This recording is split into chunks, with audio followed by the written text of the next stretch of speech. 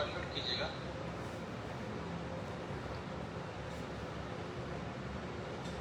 अस्सलामु अलैकुम वरहमतुल्लाहि वबरकातुह। बिस्मिल्लाहिर्रहमानिर्रहीम। अल्हम्दुलिल्लाहि रब्बिल आलमीन। आवाज़ नहीं आ रही शेख आपकी, आप अनम्यूट कीजिए।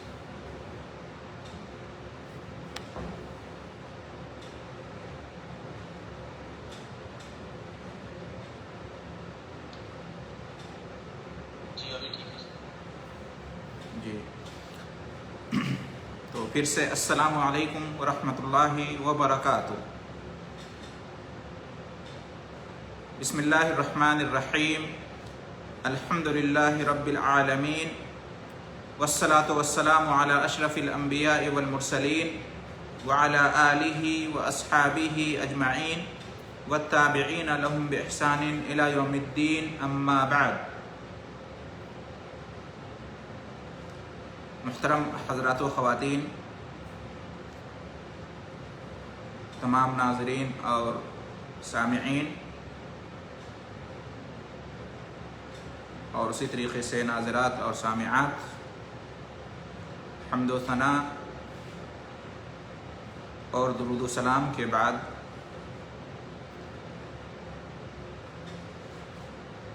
अल्लाह रब्बुल आलमीन की बारगाह में हम दुआगो हैं कि हमारी इस हाज़री और शिरकत को और हमारे इस वक्त को जो हमने उसके कलाम पाक कुरान मजीद की चंद आयतों को समझने के लिए नज़र किया है, कबूल फरमाए और हमें इससे फ़ायदा पहुँचाए और दुनिया में भी और आखिरत में भी इसकी सआदतों और खैरात व बरक़ात से नवाजे। अल्लाह के फजल व करम से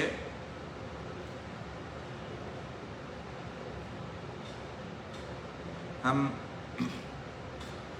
29वां पारा आज ख़त्म कर लेंगे। 29वें पारे की आखिरी सूरह मुरसलात का आज आखिरी दर्स होगा।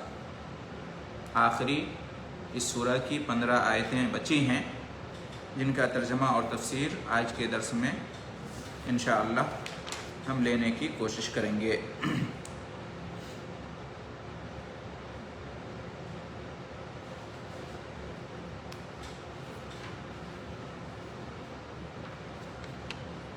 इससे पहले जो हमने सूरह मुरसलात का दर्स लिया था और उसमें चंद आयतों का तर्जमा और तफसीर हमने पढ़ी थी, उसका ख़ुलासा ये है कि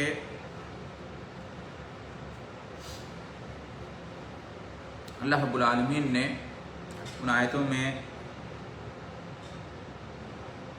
इंसान को पहले तो ये बात याद दिलाई,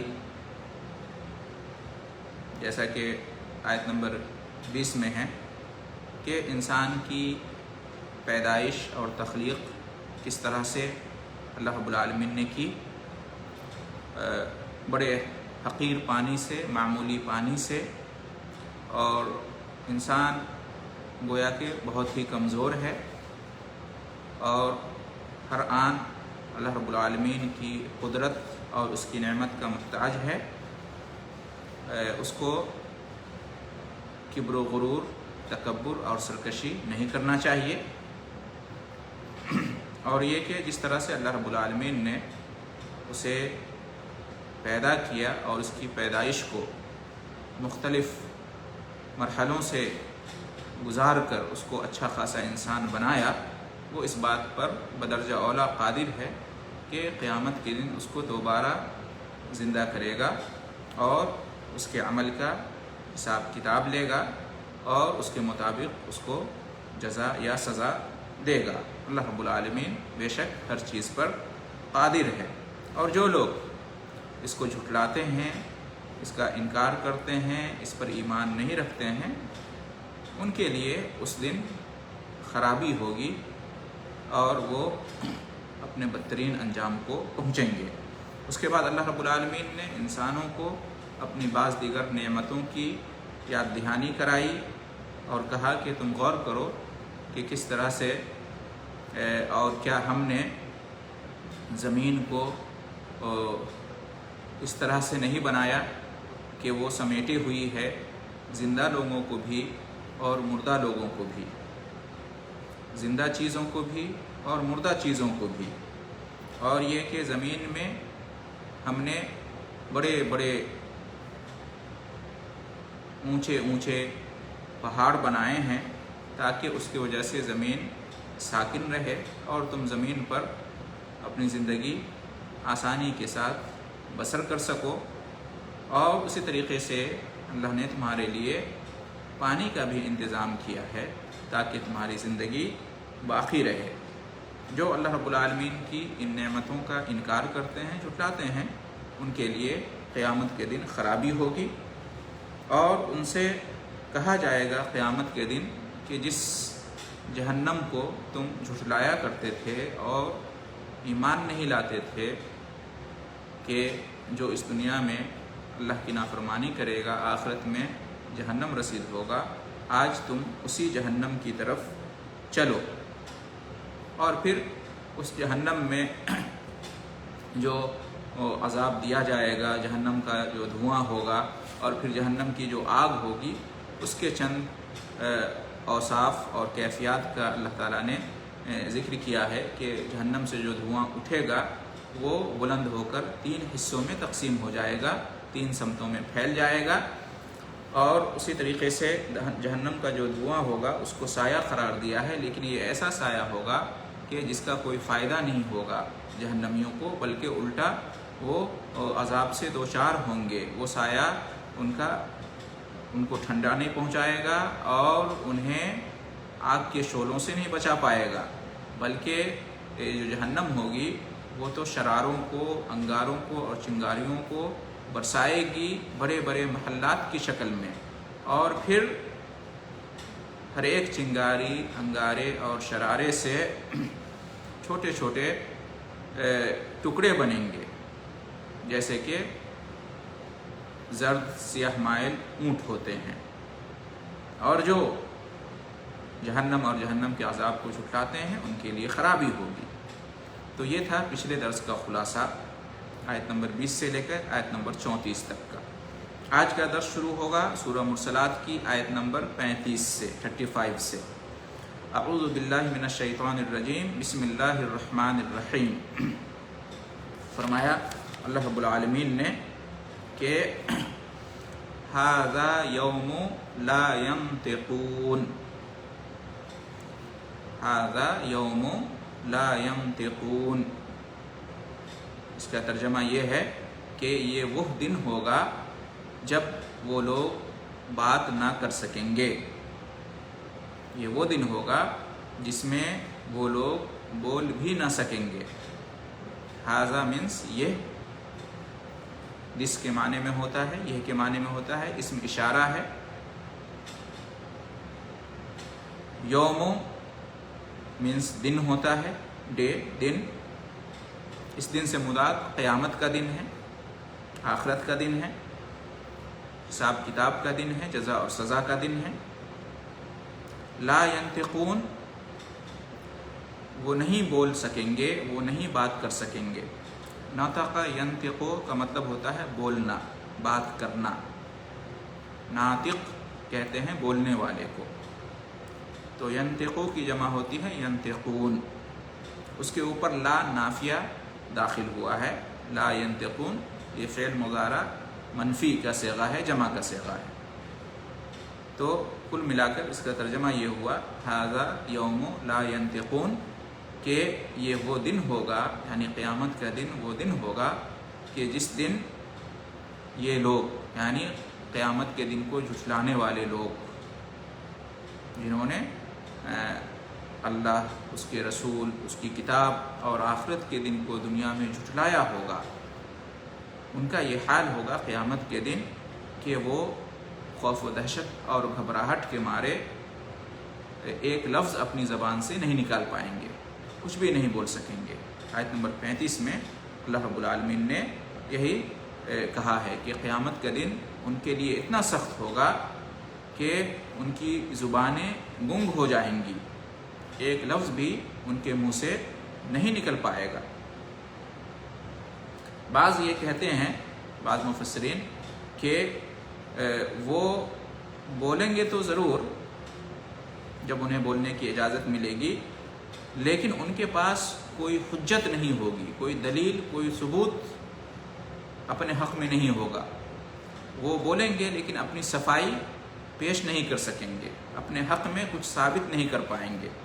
تو گویا کہ یوں سمجھا جائے کہ ان کو قیامت کے دن بات کرنا ہی نہیں آئے گی۔ جیسے کہ ہم دنیا میں جس کے پاس اپنی صفائی کے لیے کچھ نہیں ہوتا ہے، جو دلیل کے ساتھ، پروف کے ساتھ اپنی بات نہیں رکھتے ہیں تو اور تسلی بخش جواب نہیں دے پاتے ہیں، تو ہم کیا کہتے ہیں کہ اس کی بولتی بند ہو گئی، وہ ہمارے سامنے بول نہیں پائے گا، وہ ہمارے سامنے بول نہیں سکا۔ تو وہی مراد ہے، ھذا یوم لا ینطقون، یہ وہ دن ہوگا جب وہ لوگ بول نہیں سکیں گے۔ تو یا تو حقیقت میں بول ہی نہیں سکیں گے جب اللہ کو کی طرف سے ان کو اجازت نہیں ملے گی بولنے کی، کوئی عذر پیش کرنے کی، یا اگر بعض حالات میں اگر ان کو اجازت ملی بولنے کی تو ان کے پاس بولنے کی کوئی چیز نہیں ہوگی، اور بول کے وہ اپنے حق میں کوئی فائدہ نہیں اٹھا لا پائیں گے۔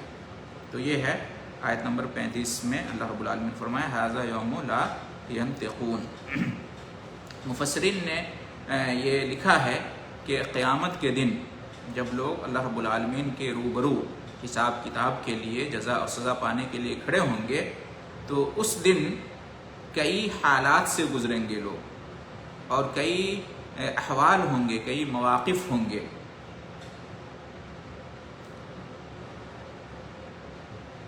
قیامت کے دن کئی مقامات آئیں گے، کہیں ان لوگوں کو، کافروں کو، منکرین کو بولنے کی اجازت دی جائے گی، اور کہیں ان کو بولنے کی اجازت نہیں دی جائے گی، ممنوع ہوگا ان کے لیے بولنا۔ بعض حالات میں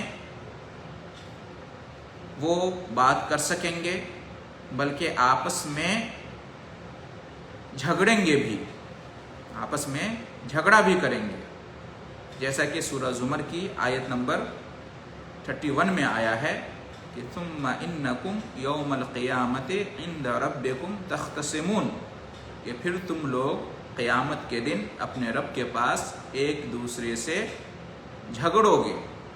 تو اس آیت سے معلوم ہوا کہ قیامت کے دن بعض مقامات ایسے بھی آئیں گے کہ جہاں ان کو بولنے کی اجازت ہوگی، اور وہ نہ صرف یہ کہ بولیں گے بلکہ آپس میں جھگڑیں گے بھی، ایک دوسرے کو مورد الزام ٹھہرائیں گے دنیا میں، تم نے ہمیں بہکا دیا، تمہاری وجہ سے ہم بھٹک گئے، تمہاری وجہ سے ہم گمراہ ہو گئے، ہم نے تمہاری بات مان لیا تھا۔ مثال کے طور پر اس طرح سے آپس میں ایک دوسرے کو مورد الزام ٹھہرائیں گے۔ اسی طریقے سے بعض حالات ایسے بھی آئیں گے ان کے اوپر کہ گھبراہٹ کے مارے، خوف اور دہشت کے مارے وہ ایک لفظ بھی نہیں بول پائیں گے، ان کو بولنے کی اجازت بھی نہیں ہوگی، ان کی زبانیں گنگ ہوں گی۔ اور یہ حالت کب ہوگی؟ جب گویا کہ ان کے بارے میں فیصلہ کر دیا جائے گا اور انہیں فیصلے سے باخبر کر دیا جائے گا اور انہیں جہنم میں لے جایا جا رہا ہوگا، تو اس وقت وہ بول نہیں پائیں گے، جیسا کہ یہاں پر آیت نمبر 35 میں ذکر ہوا ہے کہ ھذا یوم لا ینطقون، یہ وہ دن ہوگا کہ جس دن وہ بول نہیں پائیں گے۔ بعض حالات ایسے ہوں گے کہ وہ جھوٹ بولنا چاہیں گے، وہ اپنی صفائی میں یا فیصلہ کو اپنے حق میں کرنے کے لیے جھوٹ بولنے کی کوشش کریں گے، تو انہیں بولنے نہیں دیا جائے گا، بلکہ ان کے منہ پر، ان کی زبان پر مہر لگا دی جائے گی، اور ان کے خلاف ان کے ہاتھ اور پاؤں گواہی دیں گے، جیسا کہ سورہ یونس آیت نمبر 65 میں آیا ہے الیوم نختم علی افواہہم وتکلمنا ایدیہم وتشہد ارجلہم بما کانوا یکسبون، کہ آج ہم ان کے منہ پر مہر لگا دیں گے اور ان کے ہاتھ ہم سے بات کریں گے اور ان کے پاؤں گواہی دیں گے ان کے اعمال بد کی جو دنیا میں وہ کیا کرتے تھے۔ تو معلوم یہ ہوا کہ قیامت کے دن کئی حالات گزریں گے ان کے اوپر، کافروں کے اوپر اور منکرین کے اوپر۔ اس میں سے ایک حالت کا یہاں پر ذکر آیا ہے کہ وہ بول نہیں پائیں گے۔ باقی حالات ایسے ہوں گے جہاں وہ بول پائیں گے، اور ایسے بھی ہوں گے کہ بولنا چاہیں گے تو ان کے منہ پر مہر لگا دی جائے گی۔ تو کوئی ایسا نہ سمجھے کہ قرآن مجید کے اندر تضاد ہے، ٹکراؤ ہے، کہیں یہ کہا گیا ہے کہ بولنے کی اجازت نہیں ہوگی، کہیں یہ ہے کہ وہ بولیں گے۔ تو یہ سب حقیقت میں تضاد یا تعارض اور ٹکراؤ نہیں ہے، بلکہ مفسرین نے ان حالات پر محمول کیا ہے۔ چونکہ قیامت کے دن بڑا دن ہوگا، 50,000 سال کے برابر ہوگا، تو ظاہر سی بات ہے اس دن کئی مواقف، کئی حالات اور کیفیات اور کئی مراحل سے لوگ گزریں گے، تو الگ الگ مرحلے پر، الگ الگ موقف پر ان آیتوں کو محمول کیا جائے گا۔ اور اس لیے کہتے ہیں کہ قرآن کا ترجمہ کافی نہیں ہوتا ہے، بلکہ تفسیر بھی ضروری ہوتی ہے قرآن مجید کو سمجھنے کے لیے، اور مستند تفسیر، ایسی تفسیر جس میں تفسیر معصور ہو، مسنون تفسیر بیان کی جائے قرآن و حدیث کی روشنی میں، اور صحابہ، تابعین اور سلف صالحین کے منہج کی روشنی میں، تاکہ پوری بات سمجھ میں آئے۔ ورنہ اس راستے سے ہٹ کر اگر کوئی قرآن مجید کو سمجھنا چاہے گا تو یقیناً وہ گمراہ بھی ہو سکتا ہے۔ آیت نمبر 36 میں اللہ رب العالمین نے ارشاد فرمایا وَلَا يُؤْذَنُ لَهُمْ فَيَعْتَذِرُونَ وَلَا يُؤْذَنُ لَهُمْ فَيَعْتَذِرُونَ، اور نہ ہی انہیں اجازت دی جائے گی کہ وہ کوئی عذر پیش کر سکیں۔ پچھلی آیت میں کیا کہا کہ یہ وہ دن ہوگا جس دن وہ بول نہیں سکیں گے۔ دوسری آیت میں کیا فرمایا کہ اور نہ انہیں اجازت دی جائے گی، اس دن قیامت کے دن انہیں اجازت نہیں دی جائے گی کہ وہ کوئی عذر پیش کر سکیں، کوئی اپنے دنیا میں کیے اعمال بد پر کوئی معذرت چاہ سکیں، اس کی بھی اجازت نہیں ملے گی۔ وَلَا يُؤْذَنُ لَهُمْ، و منس اور حرف عطف ہے، لا منس نہیں، یہ حرف نفی ہے۔ یؤذنو، اذنا یأذنو کا مطلب ہوتا ہے اجازت دینا، اذنا یأذنو اجازت دینا۔ یأذنو کا مجہول کا صیغہ ہے یؤذنو، اجازت دیا جانا، تو یہاں پر ہے ولا یؤذنو، اجازت نہیں دی جائے گی، لہم ان کے لیے، ان کو، یعنی جو مکذبین ہیں، منکرین ہیں، قیامت کے دن کو جھٹلانے والے، اللہ کے رسول کو اور اللہ کی کتاب کو جھٹلانے والے، ان کا حال یہ ہوگا قیامت کے دن کہ ان کو اجازت نہیں دی جائے گی، فَيَعْتَذِرُونَ، تاکہ وہ عذر پیش کر سکیں، اس بات کی بھی اجازت نہیں دی جائے گی کہ وہ اپنی صفائی پیش کر سکیں، اپنی کوئی معذرت رکھ سکیں۔ فَيَعْتَذِرُونَ، فا مطلب یہاں پر کہ یا تاکہ کے معنی میں ہے، یعتذرون، اعتذر یعتذرو کا مطلب ہوتا ہے عذر پیش کرنا، عذر سے ہے، اس کا روٹ ورڈ عذر ہے، اسی سے اعتذر یعتذرو یعنی عذر پیش کرنا، عذر رکھنا، معذرت چاہنا۔ اعتذر یعتذرو، اعتذار کا یہ معنی ہوتا ہے، تو انہیں اپنا عذر، اپنی معذرت رکھنے کی بھی اجازت نہیں دی جائے گی۔ یعتذرون جمع ہے یعتذرو کی۔ تو آیت نمبر 36 میں اللہ رب العالمین نے فرمایا کہ ان جھٹلانے والوں کو اس دن یعنی قیامت کے دن عذر پیش کرنے کی اجازت بھی نہیں دی جائے گی، انہیں اجازت ہی نہیں دی جائے گی کہ وہ اپنا کوئی عذر پیش کر سکے۔ کیوں؟ کیونکہ ان کے پاس اصل میں پیش کرنے کے لیے کوئی معقول عذر ہوگا ہی نہیں، انہیں جو ہے کوئی ایسا عذر یا کوئی بہانہ یا کوئی معذرت یا کوئی دلیل یا کوئی صفائی حاصل ہی نہیں ہوگی کہ ان کو اجازت دی جائے پیش کرنے کے لیے، خواہ مخواہ وقت کی بربادی ہوگی، اس لیے انہیں اجازت نہیں دی جائے گی۔ جیسا کہ ہم عدالت میں بھی دیکھتے ہیں کہ وکیل یا جو موکل ہوتا ہے اس کے پاس کہنے کی معقول باتیں نہیں ہوتی ہیں، ان کی باتیں دلیل اور ثبوت پر جو ہے مبنی نہیں ہوتی ہیں، ادھر ادھر کی باتیں کرتے ہیں، تو انہیں اجازت نہیں دی جاتی ہے بولنے کی، اور کہا جاتا ہے کہ عدالت کا وقت برباد نہ کریں۔ تو اسی طریقے سے ان کے پاس چونکہ کوئی عذر معقول ہوگا ہی نہیں، اس لیے بعض مقامات پر ان کو بولنے کی یا عذر پیش کرنے کی اجازت ہی نہیں دی جائے گی، کیونکہ ان کے پاس کوئی ایسا عذر ہی نہیں ہوگا کہ جس کو پیش کر کے وہ چھٹکارا پا سکیں، خلاصی پا سکیں۔ جی، آیت نمبر 37 میں اللہ رب العالمین نے ارشاد فرمایا وَيْلٌ يَوْمَئِذٍ لِّلْمُكَذِّبِينَ۔ یہ آیت کئی بار اس سورہ میں پہلے بھی آ چکی ہے اور آگے بھی آئے گی، لہٰذا اس کا ترجمہ بھی گزر چکا ہے کہ ویلن خرابی ہے، ہلاکت و بربادی ہے، یا جہنم کی وادی ہے۔ ویل کا یہ سب معنی ہوتا ہے یوم اذن، اس دن، یوم مطلب دن، اور اذن جو ہے جب کے معنی میں ہوتا ہے۔ یوم اذن، اس دن خرابی ہوگی، ہلاکت و بربادی ہوگی، کس کے لیے؟ للمکذبین، لی مطلب کے لیے، حرف جر ہے، مکذبین جھٹلانے والوں کے لیے، مکذبین کہتے ہیں جھٹلانے والوں کو، مکذب کی جمع ہے، کذب یکذب، تکذیب کا مطلب تھا جھٹلانا، اسی کا اسم فاعل ہے مکذب، اسی کی جمع ہے مکذبین۔ تو ویل یومئذ للمکذبین، اس دن جھٹلانے والوں کے لیے خرابی ہوگی، یعنی قیامت کے دن خرابی ہوگی ان کے لیے جو دنیا میں اللہ کو، اس کے رسول کو، اس کی کتاب کو اور آخرت کے دن کو جھٹلایا کرتے تھے۔ آیت نمبر 38 میں 38 میں اللہ رب العالمین نے ارشاد فرمایا ھذا یوم الفصل، ھذا یوم الفصل جمعناکم والاولین، ھذا یوم الفصل جمعناکم والاولین، یہی فیصلے کا دن ہے، یہی فیصلے کا دن ہے، یا یہ ہے فیصلے کا دن۔ ھذا یوم الفصل، ھذا منس یہ، یوم دن، اور الفصل جو ہے فیصلہ، یوم الفصل فیصلے کا دن، ھذا یوم الفصل یہی ہے فیصلے کا دن، یا یہی فیصلے کا دن ہے۔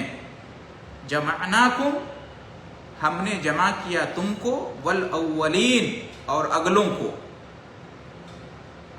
تم کو ہم نے جمع کیا اور تم سے پہلے جو لوگ دنیا میں آئے تھے اور گزر گئے ان کو بھی، تمام قوموں اور تمام امتوں کو ہم نے سب کو جمع کیا، اولین اور آخرین سب کو، اگلے پچھلے سب کو، اول آخر سب کو، پہلے اور بعد کے تمام لوگوں کو ہم نے جمع کر دیا ہے۔ یہ ہے جمعناکم والاولین، جمع یجمع، جمع کرنا، جمعنا ہم نے جمع کیا، جماعتوں کی جمع ہے،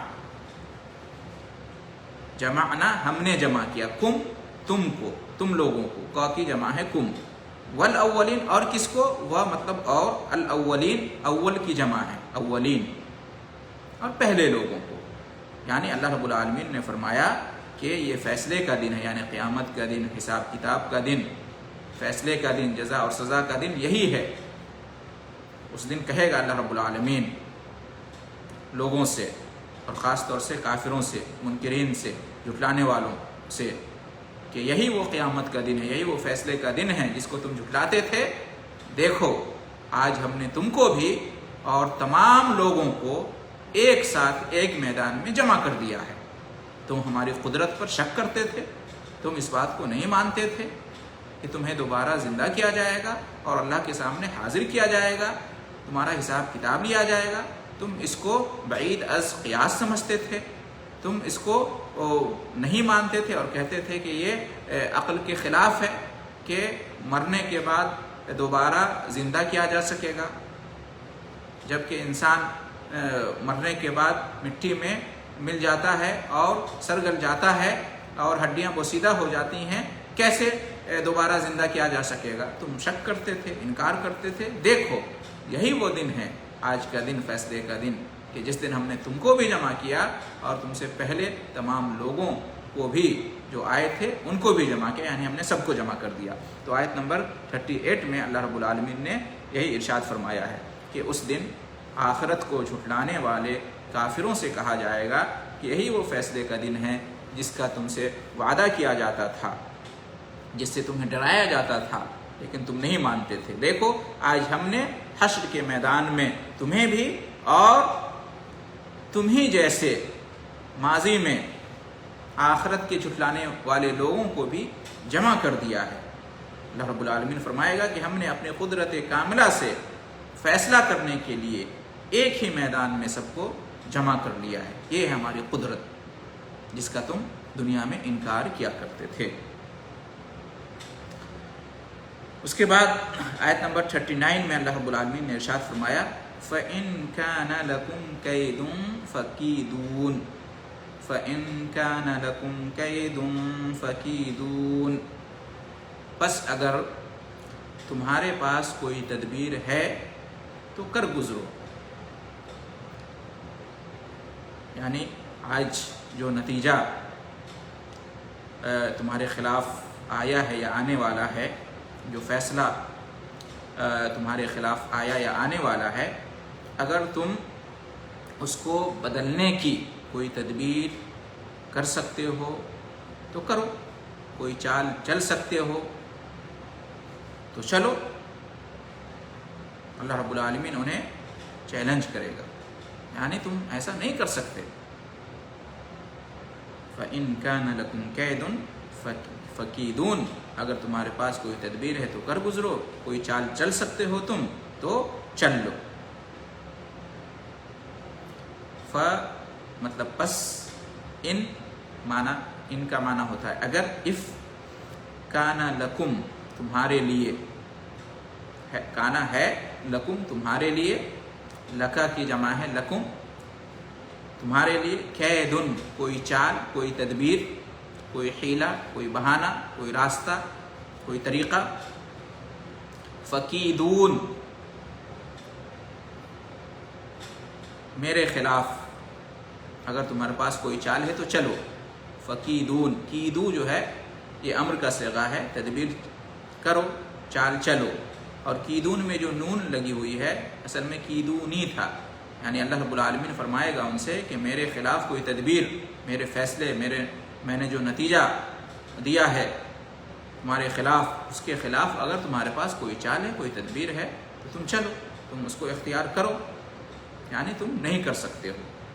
یہی فرمایا فَإِن كَانَ لَكُمْ كَيْدٌ فَكِيدُونِ، اپنی نجات کے لیے، جہنم سے آزادی کے لیے، عذاب سے چھٹکارا پانے کے لیے اگر کچھ تم کر سکتے ہو تو کر ڈالو، یعنی تم ایسا نہیں کر سکتے۔ مفسرین لکھتے ہیں کہ اس طرح کا جو انداز بیان ہے یہاں پر وہ کیوں ہے؟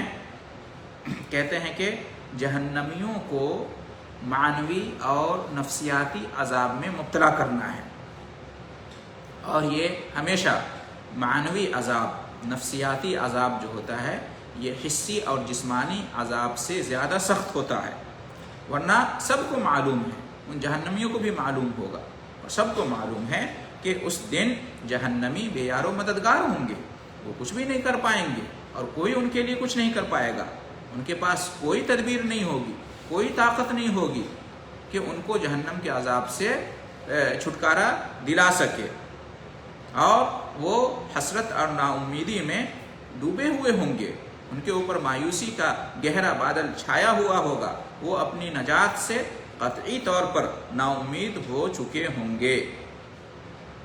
تو مزید انہیں اللہ رب العالمین زجر و توبیخ کے طور پر کہے گا اور ان کے عذاب میں اضافہ کرنے کے لیے کہے گا کہ آج اگر تم ہماری گرفت سے بچ سکتے ہو اور میرے حکم سے نکل سکتے ہو تو بچ کے دکھاؤ، نکل کر بتاؤ۔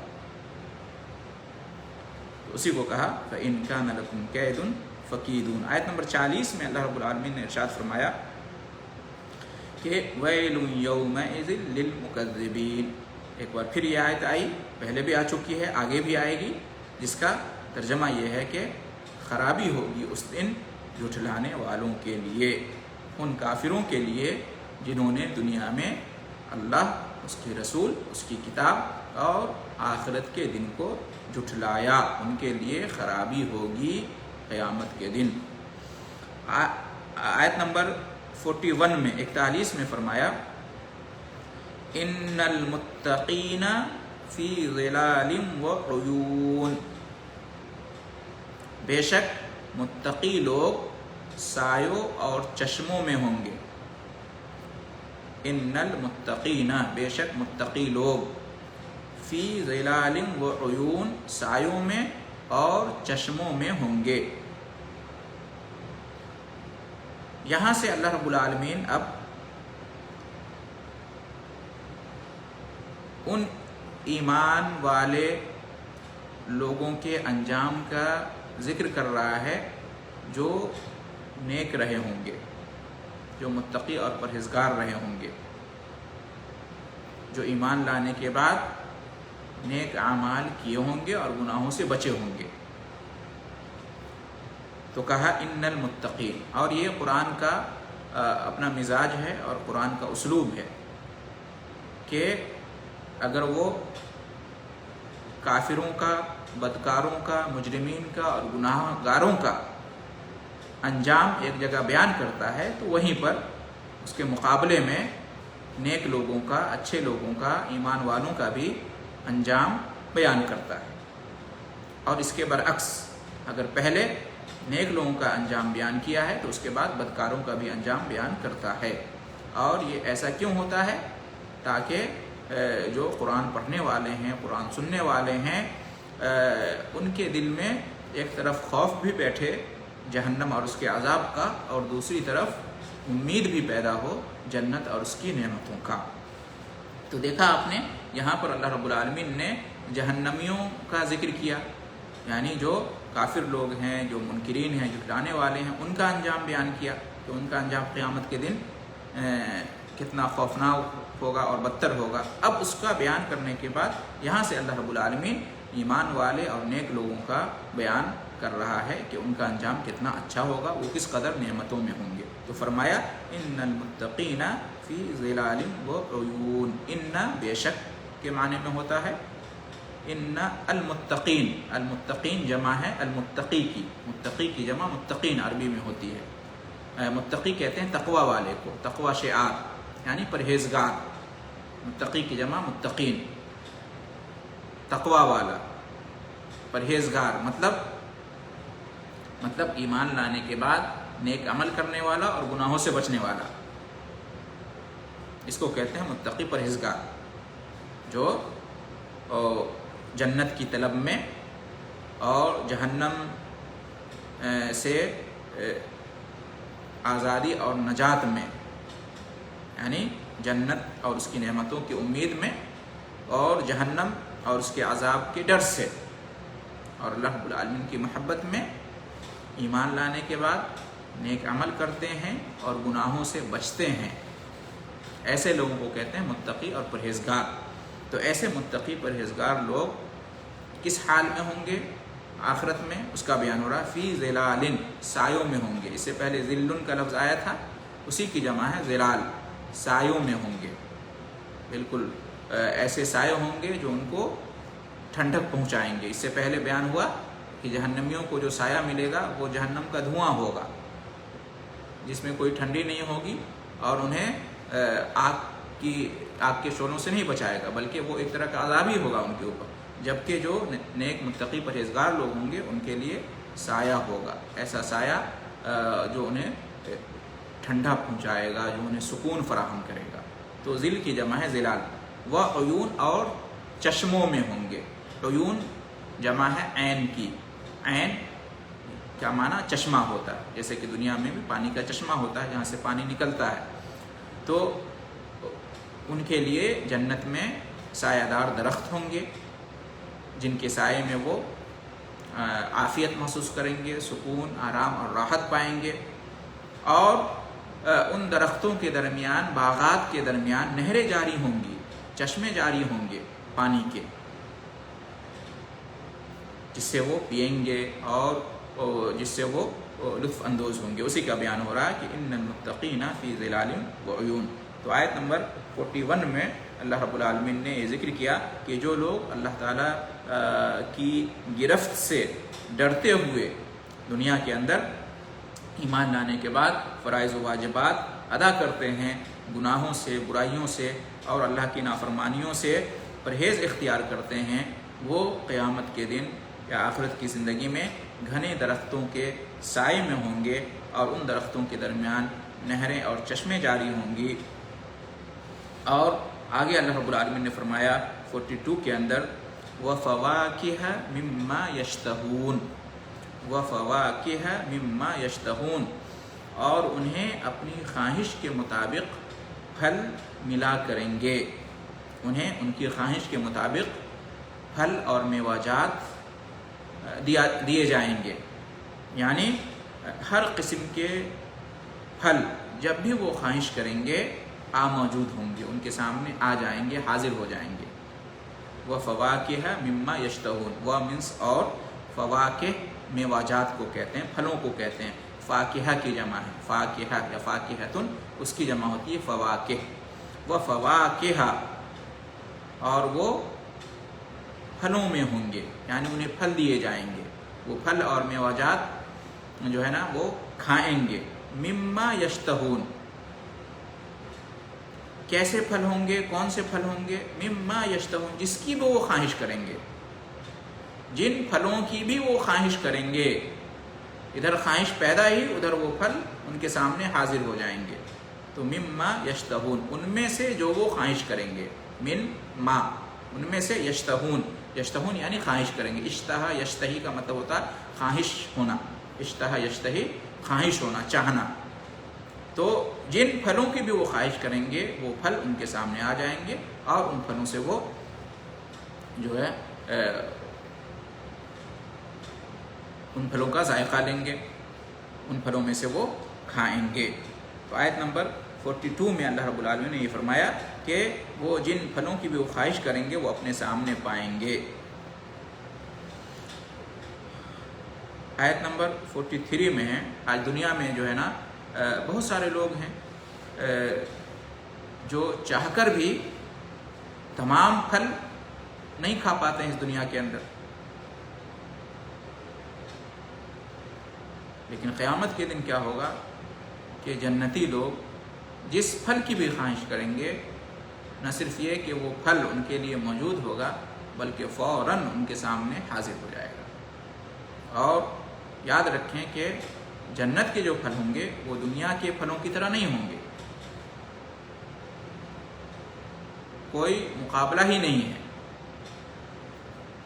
یہ صرف مطلب بات کو سمجھنے کے لیے پھل کا یا پھلوں کے ناموں کا ذکر ہوتا ہے قرآن میں، ورنہ حقیقت میں دونوں پھل دنیا اور جنت کے پھل ایک برابر نہیں ہیں۔ ہم تو تصور بھی نہیں کر سکتے کہ جنت کا پھل کتنا ذائقہ دار ہوگا اور کتنا خوشبودار ہوگا، اور کس قدر مزہ آئے گا کھانے میں، اور کس قدر آسودگی حاصل ہوگی، ہم کتنا لطف اٹھائیں گے جنتی لوگ، ہم اس کا اندازہ بھی نہیں کر سکتے، تصور بھی نہیں کر سکتے۔ آگے آیت نمبر 43 میں فرمایا کُلُوا واشربوا ہنیئا، کُلُوا واشربوا ہنیئا بما کنتم تعملون، اور ان سے کہا جائے گا، کیا کہا جائے گا ان سے؟ کُلُوا، کھاؤ، واشربوا، اور پیو، ہنیئا، مزے سے کھاؤ پیو، بما کنتم تعملون، ان اعمال کے بدلے جو تم دنیا میں کیا کرتے تھے، ان نیکیوں کے بدلے جو تم دنیا میں کیا کرتے تھے۔ بما کنتم تعملون، تم اپنے نیک اعمال کے سبب جو دنیا میں کیا کرتے تھے، آج جنت میں کھاؤ پیو، جو چاہو کھاؤ پیو۔ کلو امر کا صیغہ ہے، کل کا معنی ہوتا ہے کھا، اس کی جمع ہے کلو، کھاؤ۔ کل ایک آدمی کو کہیں گے کھا یا کھاؤ، اور کلو جمع ہے، دو سے زیادہ لوگوں کو کہتے ہیں کلو، کھاؤ۔ اسی طرح سے وشربو، واو مطلب اور ہوتا ہے، اور اشربو ہے اصل میں، اشرب پی، ایک شخص کو کہیں گے، اور اشربو اس کی جمع ہے، دو سے زیادہ لوگوں کو کہیں گے پیو۔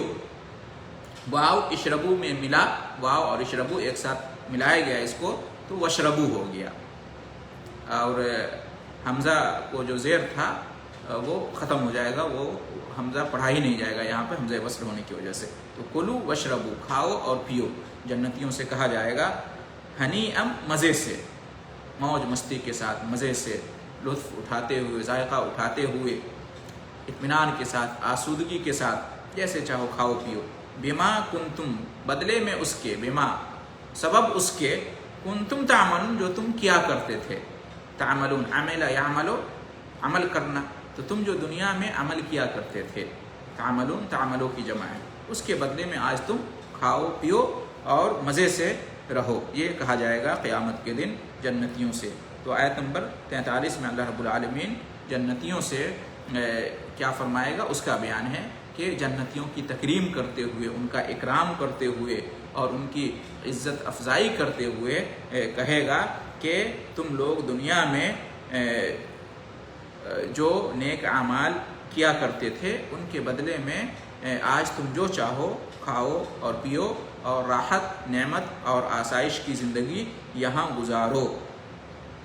आगे फरमाया अल्लाह रब्बुल आलमीन ने आयत नंबर 44 में 44 में, इन्ना कज़ालिका नजज़िल मुहसिनीन, इन्ना कज़ालिका नजज़िल मुहसिनीन, बेशक हम नेक लोगों को ऐसा ही बदला देते हैं। इन्ना बेशक हम, इन्नी की जमा है, इन्ना बेशक को कहते हैं, उसमें इन्नी या मिला देंगे इन्नी हो जाएगा बेशक मैं, और उसमें अलिफ मिला देंगे इन्ना तो बेशक हम, इन्नी की जमा है इन्ना बेशक हम, कज़ालिका इसी तरह, कज़ालिका अरबी का लफ्ज़ है जिसका माना उर्दू में होता है इसी तरह, इन्ना कज़ालिका हम इसी तरह, नजज़ी बदला देते हैं, जज़ा यजज़ी का मतलब होता है बदला देना, यजज़ी जज़ा फ़ेल माजी है बदला दिया, और यजज़ी फ़ेल मुज़ारे है बदला देता है या बदला देगा। ठीक है, तो नजज़ी जो है ये मुतकल्लिम का सिगा है, फर्स्ट पर्सन है, हम बदला देंगे, नजज़ी हम बदला देते हैं, नजज़ी हम बदला देते हैं, इन्ना कज़ालिका नजज़ी हम इसी तरह बदला देते हैं। किसको? अल मुहसिनीन, नेक लोगों को। अल मुहसिनीन, मुहसिन की जमा है मुहसिनीन, मुहसिन कहते हैं एहसान करने वाला, यानी भलाई करने वाला, नेकी करने वाला।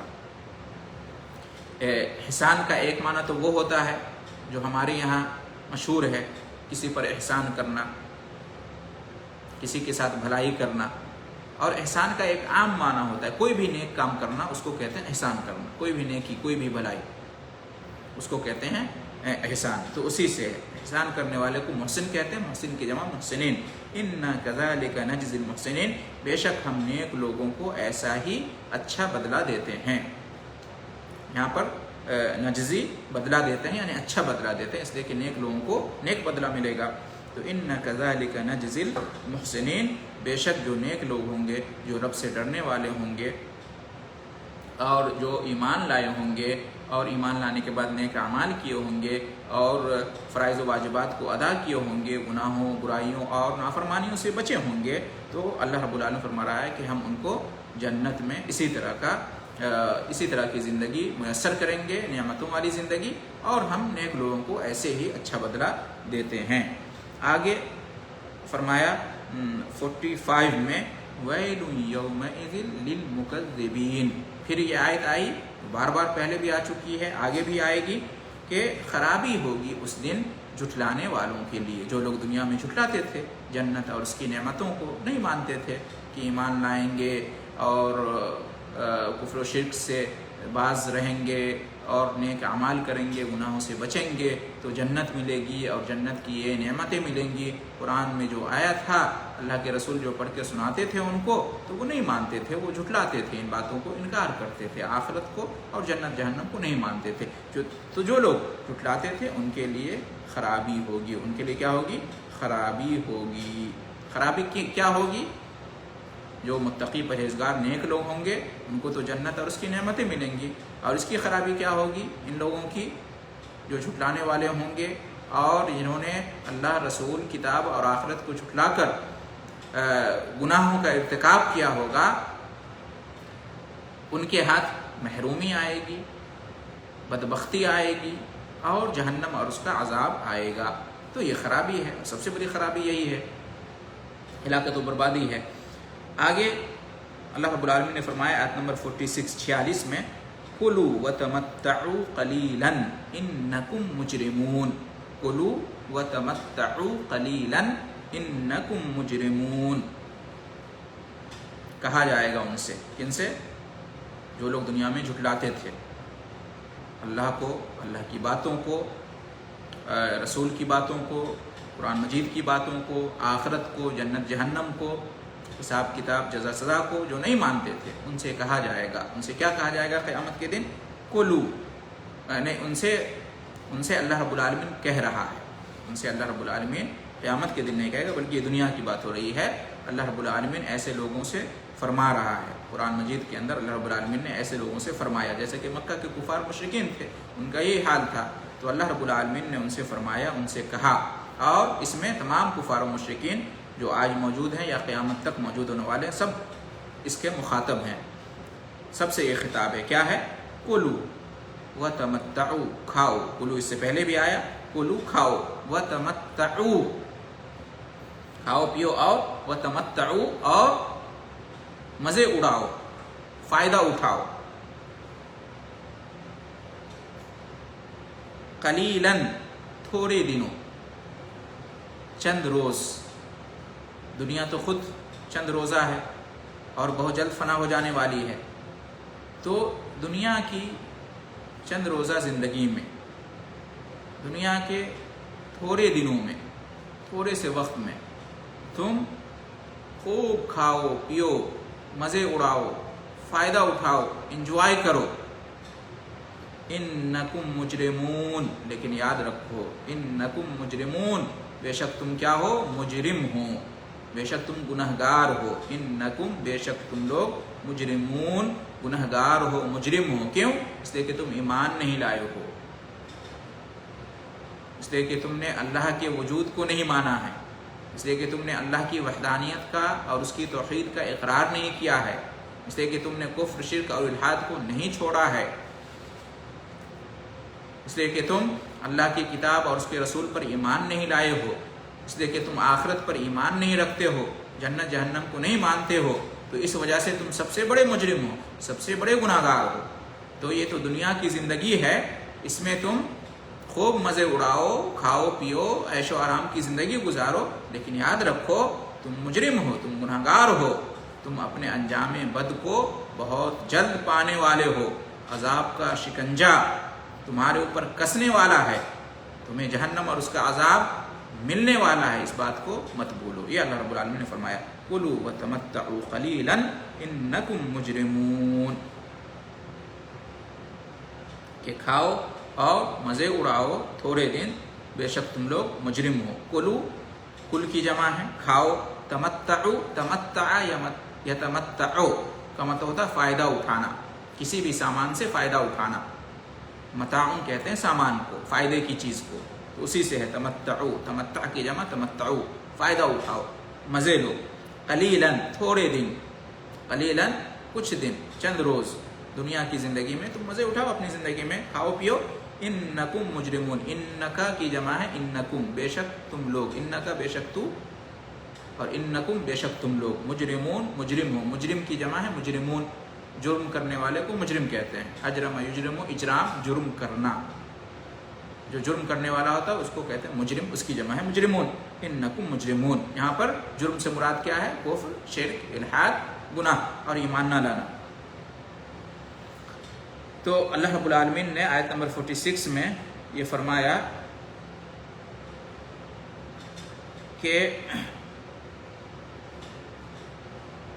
اور اس میں خطاب ہے، جیسا کہ کہا تمام منکرین کو، جھٹلانے والوں کو، کافرین کو خطاب ہے، اور خطاب کیا بلکہ ایک طرح سے دھمکی ہے اس کے اندر، کہ چند روز تم خوب عیش و آرام کر لو، مزے اڑا لو، کھاؤ پیو، لیکن یاد رکھو کہ تم مجرمین ہو، اور تم جیسے مجرمین کا انجام جو ہے نا عنقریب جو ہے نا بہت ہی ہولناک اور خطرناک ہونے والا ہے، یعنی قیامت قائم ہوگی اور تمہارے کفر شرک اور گناہوں کی وجہ سے اور اس سے توبہ نہ کرنے کی وجہ سے مرنے سے پہلے جہنم میں جانا پڑے گا، جہنم تمہارا ٹھکانہ بنے گا، اور یہ سب سے بڑا ٹھکانہ ہے۔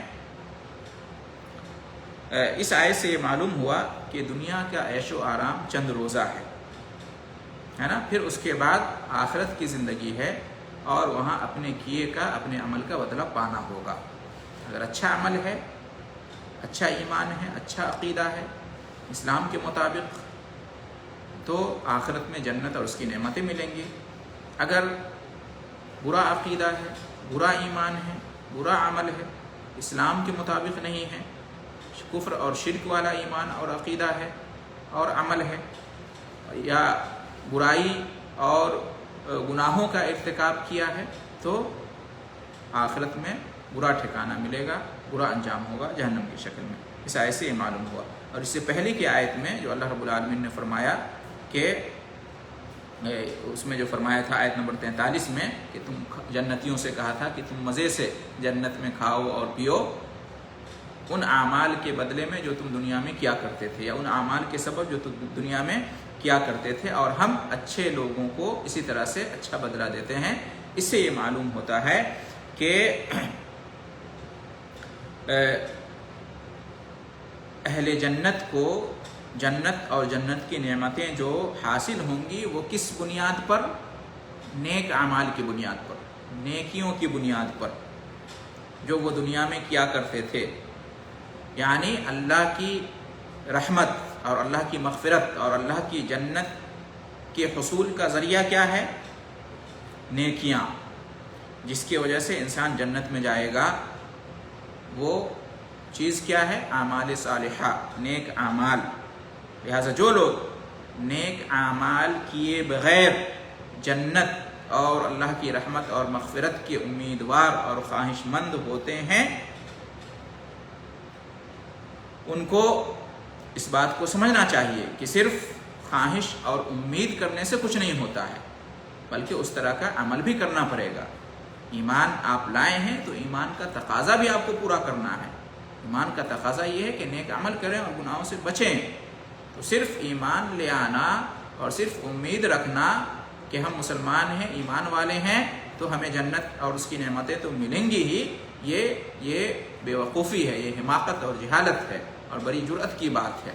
ہونا یہ چاہیے کہ ایمان لائے ہیں تو ہم اس کے مطابق عمل بھی کریں۔ اگر ہم ایسا نہیں کرتے ہیں تو گویا کہ ایسے ہی ہے جیسے کوئی زمین میں، کھیت میں ہل چلائے بغیر اور بیج بوئے بغیر فصل کا امیدوار بن جائے، اناج اسے حاصل ہو اس کی وہ تمنا کرے، حالانکہ اس نے ہل چلایا ہی نہیں، بیج بویا ہی نہیں، اور وہ چاہے کہ گیہوں چاول جو ہے اسے حاصل ہو۔ ایسا نہیں ہوتا ہے نا، اس کے لیے پہلے محنت کرنی پڑتی ہے، تب پھل ملتا ہے نا۔ تو جیسا بوئیں گے ویسا کاٹیں گے۔ اگر کانٹا بوئیں گے تو ظاہر سی بات ہے پھل نہیں ملے گا، پھل نہیں ملے گا۔ تو اس بات کو سمجھنے کی ضرورت ہے۔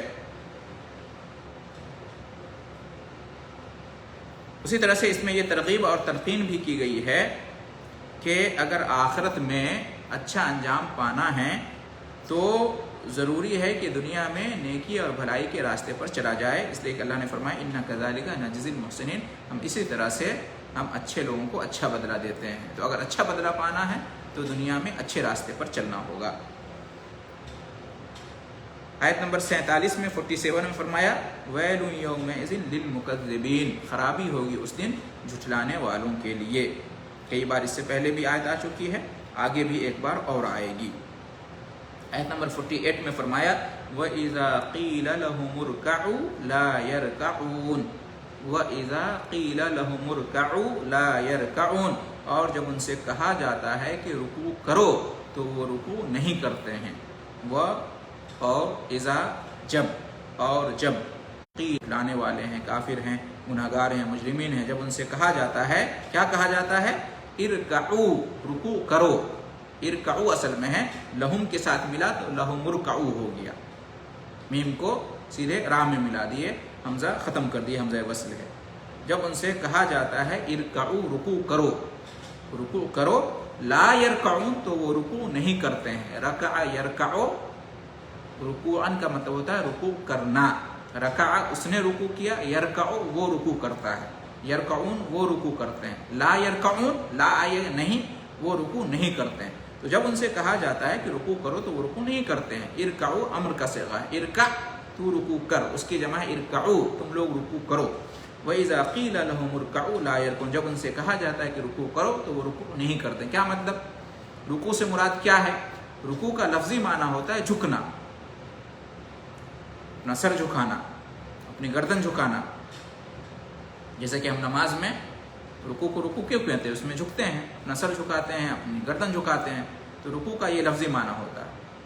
तो क्या ये लफ्ज़ी माना मुराद है? जब उनसे कहा जाता था कि रुकू करो तो रुकू नहीं करते हैं, यानी जब उनसे कहा जाता था कि अल्लाह के सामने झुक जाओ, अल्लाह के सामने अपना सर झुकाओ, अल्लाह की बात मानो, अल्लाह के अहकाम पर अमल करो, अल्लाह के हुक्म की फरमाबरदारी करो।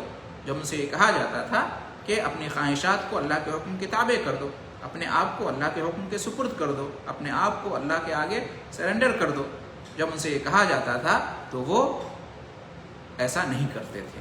ये मुराद है, वो अल्लाह के सामने नहीं झुकते थे, अल्लाह की फरमाबरदारी नहीं करते थे और अपनी ख्वाहिशात को अल्लाह के हुक्म के ताबे नहीं करते थे। ये लफ्ज़ी माना हुआ इसका। अगर इसका इस्तिलाही माना लेंगे रुकू का, नमाज में जो हम रुकू करते हैं वो रुकू मुराद लेंगे, तो उससे मुराद होगा नमाज, कि जब उनसे कहा जाता था कि नमाज पढ़ो तो वो नमाज नहीं पढ़ते थे।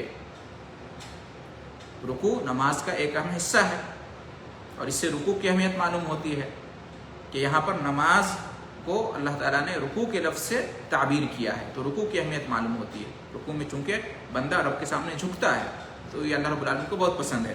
तो जब उनसे कहा जाता था कि नमाज पढ़ो तो वो नमाज नहीं पढ़ते थे। यहाँ पर एक बात कह दूँ कि सिर्फ रुकू करना या सिर्फ सजदा करना ये मशरू नहीं है इस्लाम के अंदर। अगर कोई सिर्फ रुकू करे, सिर्फ सजदा करे इबादत के तौर पर यूं ही बिला सबब, तो ऐसा मशरू नहीं है। बाज़ लोग सिर्फ सजदा करते हैं नमाज के बाद या रात में या इशा के बाद सिर्फ सजदा करते हैं, ऐसा मशरू नहीं इस्लाम के अंदर। सजदा या तो नमाज का सजदा होता है, आप नमाज पढ़ेंगे तो उसमें सजदा करेंगे, या कुरान की तिलावत करेंगे, उसमें जो है तिलावत का मतलब कोई मकाम आएगा तो वहाँ पर सजदा तिलावत करेंगे, या कोई खुशी, कोई नेमत आपको मिली, आपने खुशखबरी सुनी तो उस वक्त सजदा शुक्र करेंगे। तो सजदा शुक्र है, सजदा तिलावत है या नमाज का सजदा है, और कोई सजदा नहीं इस्लाम के अंदर। बाज़ लोग सिर्फ दुआ करने के लिए सजदा करते हैं, ऐसा इस्लाम में नहीं है। नबी सल्लल्लाहु अलैहि वसल्लम और सहाबा किराम से ऐसा साबित नहीं है। उसी तरह से रुकू, सिर्फ रुकू भी साबित नहीं। तो यहाँ पर रुकू से मुराद क्या है? नमाज का रुकू। यानी जब उनसे कहा जाता था कि अल्लाह पर ईमान लाओ और अल्लाह की इबादत करो, और इबादत में सबसे अजीम इबादत नमाज है, तो वो नमाज नहीं पढ़ते हैं। वइज़ा क़ील लहुम इरकऊ ला यरकऊन, ये है इस आयत का ये मतलब है। उसके बाद आयत नंबर 49 में इरशाद फरमाया वैलुन यौमइज़िन लिलमुकज़्ज़िबीन, खराबी है उस दिन झुठलाने वालों के लिए। इससे पहले कई बार ये आयत गुजर चुकी है, यहाँ आखिरी बार ये आयत फिर से आई है कि उस दिन खराबी, हिलाकत व बर्बादी, जहन्नम की वादी होगी उनके लिए जो झुठलाते हैं। किसको झुठलाते हैं? अल्लाह को, उसके रसूल को, उसकी किताब को, आखिरत के दिन को झुठलाते हैं। बार बार अल्लाह रब्बुल आलमीन ने इस आयत का जिक्र किया है ताकीद के लिए कि जो लोग झुठलाने वाले हैं उनका हाल ये होगा और ज़रूर होगा, इसमें कोई शक नहीं, यकीनी इनका ये हाल होगा कि उनको खराबी होगी, उनकी खराबी, हिलाकत व बर्बादी उनका मुक़द्दर है आखिरत में। आयत नंबर 50 आखिरी आयत सूरह मुर्सलात की और आज के दर्स की भी आखिरी आयत, फ़बिअय्यि हदीसिम बअदहु युमिनून, फ़बिअय्यि हदीसिम बअदहु युमिनून, बस किस बात पर, किस कलाम पर इसके बाद वो ईमान लाएंगे। फ़बिअय्यि हदीसिन, तो वो किस बात पर, फ मतलब तो, बस, बे मतलब पर के माने में है बा यहाँ पर। अय्ये मतलब कौन सा, कौन सी के माने में होता है। हदीस का मतलब बात, कलाम। हदीस जो है, हदीस इसका माना बात होता है, इसका माना कलाम होता है। इसलिए कहते हैं ना फ़इन्न खैरल हदीस किताबुल्लाह, सबसे बेहतरीन बात अल्लाह की किताब है। तो हदीस का माना बात और कलाम। फ़बिअय्यि हदीसिन, तो किस बात पर, किस कलाम पर, बअदहु इसके बाद, किसके बाद? कुरान मजीद के बाद। बअदहु इसके बाद, इससे मुराद कुरान है, अल्लाह की किताब, कलाम पाक। तो इस कलाम पाक के बाद, इस किताब कुरान मजीद के बाद किस पर, किस बात, युमिनून वो ईमान लाएंगे। आमना युमिनु, ईमान का मतलब ईमान लाना, युमिनु وہ ایمان لاتا ہے اور یؤمنون وہ ایمان لاتے ہیں، یا یؤمنو وہ ایمان لائے گا، یؤمنون وہ ایمان لائیں گے، دونوں معنی ہوتا ہے۔ تو فبأي حدیث بعدہ یؤمنون، بس اب اس قرآن کے بعد کس کلام پر، کس بات پر وہ ایمان لائیں گے؟ کیا مطلب یہ ہے، اللہ رب العالمین نے یہ فرمایا کہ یہ جو کفار ہیں، منکرین ہیں، جب اس قرآن کو انہوں نے جھٹلا دیا ہے، جو کہ اللہ تعالیٰ کی کتاب ہے، کلام برحق ہے اللہ تعالیٰ کا، اور جس کے برحق ہونے اور اللہ کی کتاب ہونے کے دلائل روز روشن کی طرح سے عیاں ہیں، اور جو حکمتوں سے پر ہے اور نہایت فصیح و بلیغ کلام ہے، جب اس قرآن کو انہوں نے جھٹلا دیا اور اس کتاب پر، قرآن پر وہ ایمان نہیں لائے، تو پھر بھلا وہ اور کون سی کتاب ہے جس پر ایمان لائیں گے؟ یعنی کہ اگر وہ اس کتاب پر ایمان نہیں لائیں گے قرآن مجید کے اوپر، تو وہ کفر و ضلالت کی تاریکیوں میں بھٹکتے رہیں گے، وہ ہدایت کے راستے پر نہیں آ سکتے، یہاں تک کہ موت انہیں آ دبوچے گی اور وہ ہمیشہ کے لیے جہنم رسید ہو جائیں گے۔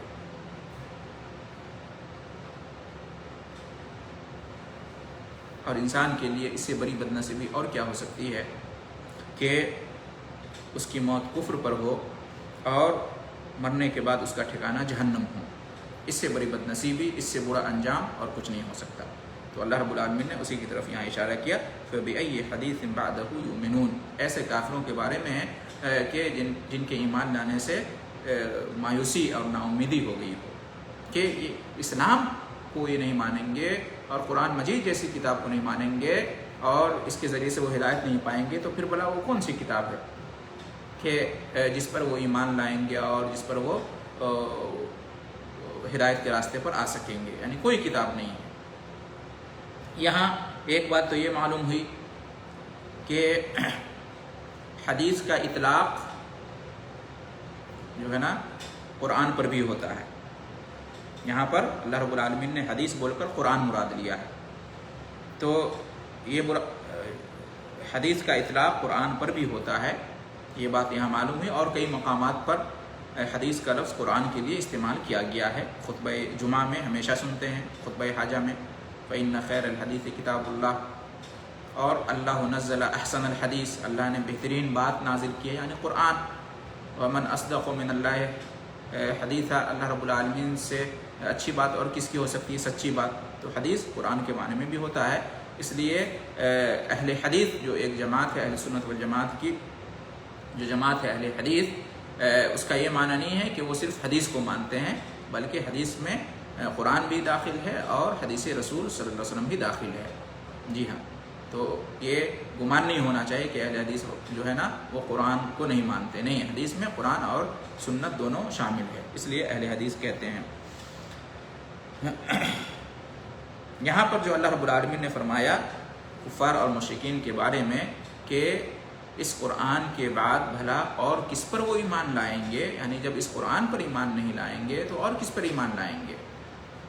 میں یہاں پر یہ کہنا چاہتا ہوں مسلمانوں کے بارے میں کہ مسلمان اس کتاب قرآن مجید کو سمجھ کر نہیں پڑھیں گے اور اس سے ہدایت نہیں پائیں گے اور اس سے سکون نہیں پائیں گے اور اس سے جو ہے نا اپنا مقصد حیات نہیں سمجھیں گے، تو پھر بھلا وہ کون سی کتاب ہے کہ جس کو پڑھ کر مسلمان کامیاب ہو سکتے ہیں، جس پر عمل کر کے مسلمان کامیاب ہو سکتے ہیں، جس کو سمجھ کر مسلمان ہدایت پر قائم رہ سکتے ہیں؟ کوئی ایسی کتاب نہیں ہے۔ اگر مسلمان چاہتے ہیں کہ دنیا اور آخرت میں وہ کامیاب ہوں اور سکون کی زندگی انہیں میسر ہو اور ہدایت اور استقامت انہیں حاصل ہو، تو ضروری ہے کہ وہ کلام پاک کو، اللہ کی کتاب قرآن مجید کو پڑھیں اور سمجھ کر پڑھیں، تبھی ان کو یہ نعمت حاصل ہوگی دنیا اور آخرت میں، ورنہ مسلمان ہو کر بھی گمراہی کے راستے پر رہیں گے۔ قرآن اللہ تعالیٰ کا پیغام ہے، قرآن اللہ رب العالمین کی طرف سے ایک میسیج ہے جو ہمارے پاس آیا ہے تاکہ ہم اس کو سمجھیں کہ اللہ رب العالمین نے کیا فرمایا ہے۔ بڑی محرومی اور بدبختی کی بات ہوگی کہ ہمارے گھر میں قرآن ہو، قرآن پر ہمارا ایمان ہو اور ہم قرآن پر ایمان رکھنے کا دعویٰ کریں لیکن ہمیں توفیق نہ ہو کہ ہم قرآن مجید کو سمجھ کر پڑھیں اور ایسے دروس میں شامل نہ ہوں جہاں قرآن کو سمجھایا جاتا ہے، بڑی بدبختی کی بات ہوگی اور مایوسی کی بات ہوگی۔ اللہ رب العالمین نے فرمایا کہ اس قرآن کے بعد بھلا کس کتاب پر وہ ایمان لائیں گے؟ مسلمان اس کتاب کو نہیں سمجھ کر پڑھیں گے تو پھر کس کتاب کو سمجھ کر وہ کامیابی کا راستہ پا سکیں گے؟ کوئی ایسی کتاب نہیں ہے۔ اللہ رب العالمین سے دعا ہے کہ ہم تمام مسلمانوں کو اس کتاب قرآن مجید سے اپنا رشتہ، اپنا تعلق گہرا سے گہرا بنانے کی توفیق عطا فرمائے۔ قرآن مجید کی تلاوت کرنے، اس میں تدبر کرنے اور اسے سمجھنے کی اور اس پر عمل کرنے کی اور دوسروں تک اس کی دعوت پہنچانے کی ہمیں توفیق بخشے تاکہ ہم دنیا اور آخرت میں کامیاب ہو سکیں۔ اللہ رب العالمین ہمیں اس سعادت سے نوازے اور اس سعادت کو حاصل کرنے کے لیے ہمیں جو کچھ بھی خرچ کرنا پڑے، چاہے اپنا قیمتی وقت ہو یا کچھ بھی، تو ہم دریغ نہ کریں، اس کو خرچ کریں۔ اور الحمدللہ آج کے زمانے میں صرف آپ کا وقت جائے گا، ورنہ ہر چیز فری میں اور مفت موجود ہے الحمدللہ۔ صرف اپنا وقت دیں، قرآن مجید کو سمجھیں اور اپنی زندگی میں نور اور اجالا لائیں اور اپنی آخرت کو سنواریں۔ ہماری یہی نصیحت ہے اور درخواست ہے تمام مسلمانوں سے۔ اللہ رب العالمین پہلے مجھے اور پھر سب کو اس کی نیک توفیق عطا فرمائے، آمین۔ وآخر دعوانا ان الحمد للہ رب العالمین وجزاکم اللہ خیر الجزاء۔